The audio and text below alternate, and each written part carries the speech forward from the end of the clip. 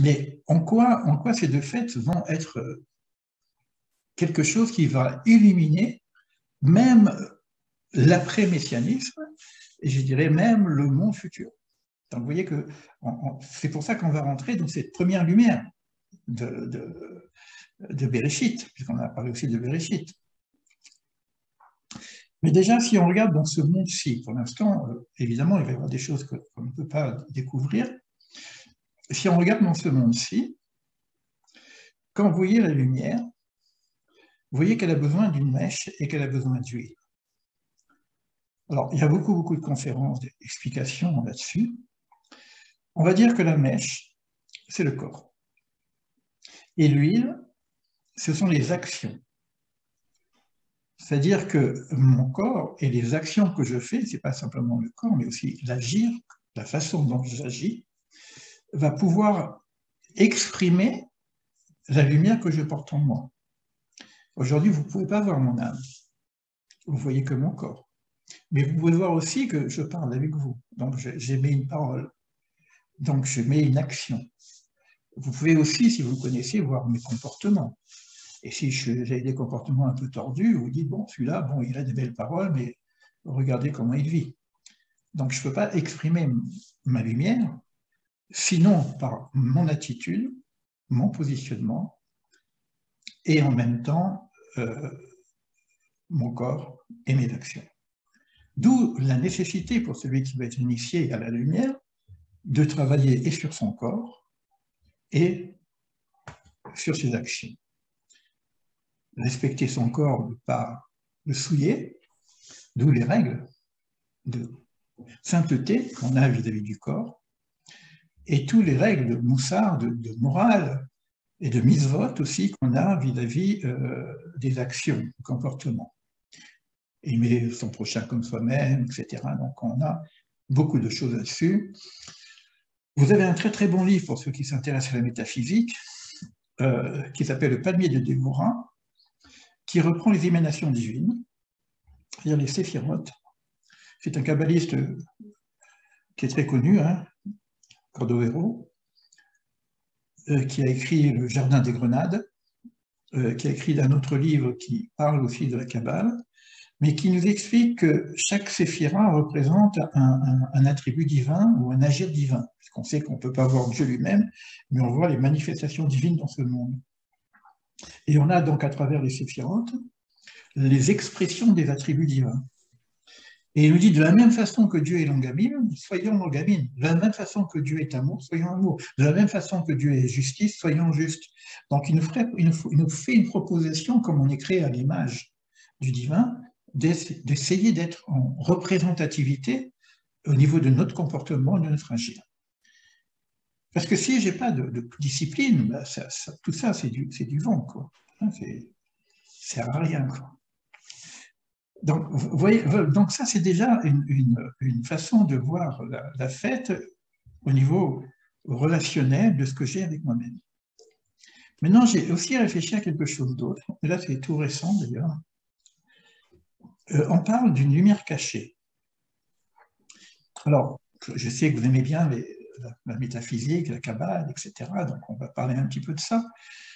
Vous savez qu'on a 5 niveaux de l'âme. On a un niveau qui s'appelle le Nefesh. Le Nefesh, c'est celui qui est dans le psychisme, l'activité, les sentiments, bon et mal, parce que c'est Tovera, il y a les deux. Mais bon, c'est quand même quelque chose dans le psychisme, c'est la partie la plus basse de l'âme, et qui est en relation avec le corps. On est dans la psychosomatique pure. On a un autre niveau, le deuxième niveau, qu'on appelle le Ruach, le souffle, il y en a qui disent l'esprit, l'influx divin. Donc c'est déjà beaucoup plus élevé, mais c'est au niveau de la réflexion, de l'intelligence. C'est au niveau de la spiritualité aussi, qu'on peut arriver au niveau Ruach HaKodesh, l'esprit saint. J'aime pas ce terme, mais bon, l'esprit de sainteté plutôt. L'esprit qui exprime la sainteté. Donc, c'est aussi de la psychologie, c'est aussi la réflexion. Mais aussi, on peut avoir aussi du bien humain là-dedans. Pourquoi? Parce qu'on peut avoir des croyances complètement tordues, etc. On peut se tromper, etc. Donc je vois qu'il n'y a plus de lumière, donc on a pratiquement terminé le rituel. Bon, on va laisser le shamash comme ça un petit peu encore allumé. J'étais au revoir. Au-dessus, il y a ce qu'on appelle Neshama. Neshama, on va dire, c'est pour cette Neshama, Neshama Shinatati Torah, cette Neshama est toujours pure. Il n'y a pas de possibilité de souiller cette Neshama. La seule chose qui se passe, c'est lorsque je souille ma partie inférieure, ou Nefesh, ou mon gouffre, mon corps. Cette Neshama se protège ou s'éloigne. On n'est plus en relation avec cette partie spirituelle qui est la particule divine d'ailleurs, qui est aussi collective. Je ne vais pas rentrer dans les détails, mais c'est vraiment des leçons très profondes à faire sur ces 5 niveaux. L'autre niveau, c'est Chaya. Chaya, le terme Chaya veut dire la vie. D'ailleurs, au niveau de la création, Dieu crée la vie, quoi. Et nous sommes des êtres vivants. Savoir qu'est-ce que c'est être vivant maintenant. On a déjà souvent parlé, c'est qu'on peut vivre comme un zombie, et puis on peut quitter ce monde comme un vivant. Et le 5e niveau, c'est pratiquement presque la manifestation divine, c'est l'unicité, c'est l'irhida. D'accord? Alors, quand on cherche la spiritualité, la plupart du temps, on sait qu'il faut s'élever. Puisque je parle de quelque chose de très matériel, le corps, le nefesh, le roar, neshama, chaya, yechida, donc je monte. Et on peut dire que les parties inférieures sont accessibles et les parties supérieures sont difficilement accessibles, sinon cachées. Mais dans notre monde, comment découvrir ce cachet? C'est pour ça que la symbolique de la lumière est très très intéressante au niveau Hanouka. Je peux grimper, mais si je ne sais pas redescendre dans ma réalité, bah, je deviens un fantôme quelque part. Et comment je veux parler des choses qui sont de l'ordre de l'ineffable? Donc si je découvre quelque chose de l'ordre de l'ineffable, comment je vais le partager, l'exprimer? Mais si vous regardez à peu près l'image, qu'il y a un influx divin, une force divine comme ça, qui descend comme ça, qui va du haut vers le bas, pour nous animer quelque part. Animer, c'est aussi là, animation. Plus c'est haut, vous mettez l'eau, hein, puisque ça commence avec l'eau, hein. Vous prenez, j'ai dit une pierre par exemple, mais c'est pareil pour quoi que ce soit, mais qui a un certain poids. Si vous le lâchez à une certaine hauteur, il va descendre à une certaine profondeur. Mais si vous le laissez monter beaucoup plus haut, il va descendre à une profondeur encore beaucoup plus basse. Ça veut dire que cette lumière, les lumières supérieures, elles sont aussi plus cachées encore dans les éléments les plus inférieurs de notre monde, jusqu'à la matière même, jusqu'à notre corps, jusqu'à nos bêtises. Parce qu'il ne peut pas y avoir d'existence sans la lumière. Cette lumière organeuse, c'est elle, que nous sommes des particules de lumière quelque part, parce que c'est la première création, et tout le reste vient après. Donc il ne peut pas y avoir d'existence, je ne parle pas de la lumière solaire, on sait qu'il n'y a pas d'existence, il n'y a pas de soleil, mais là, il pourrait y avoir encore des systèmes de planètes, etc., mais il n'y a rien qui peut exister s'il n'y a pas justement cette lumière organeuse, cette lumière cachée qui est la particule divine, qui fait que Dieu est l'être qui fait être. J'en dis des choses comme ça au passage. Alors ça veut dire en même temps que je peux monter si je sais redescendre. Mais si je creuse à l'intérieur de moi-même, peut-être qu'il y a aussi cette lumière cachée. Ça veut dire en même temps qu'on a pris des chemins spirituels qui viennent nous dire, par exemple, il faut annihiler l'ego, la personnalité. Mais cette personnalité, c'est quelque chose de vivant. Elle fait des conneries, elle fait n'importe quoi, mais elle est vivante quand même. Donc si elle est vivante, c'est qu'il y a quelque chose de divin dedans. Ça veut dire que dans ma partie inférieure, dans l'être matériel, que ma personnalité, c'est la vitalité qu'il faut réveiller, personnalité, mais en même temps, elle est vivante. Donc il y a aussi une lumière. C'est pour ça que cette lumière dont on parle, elle vient aussi de cette mèche, elle vient aussi de cette huile.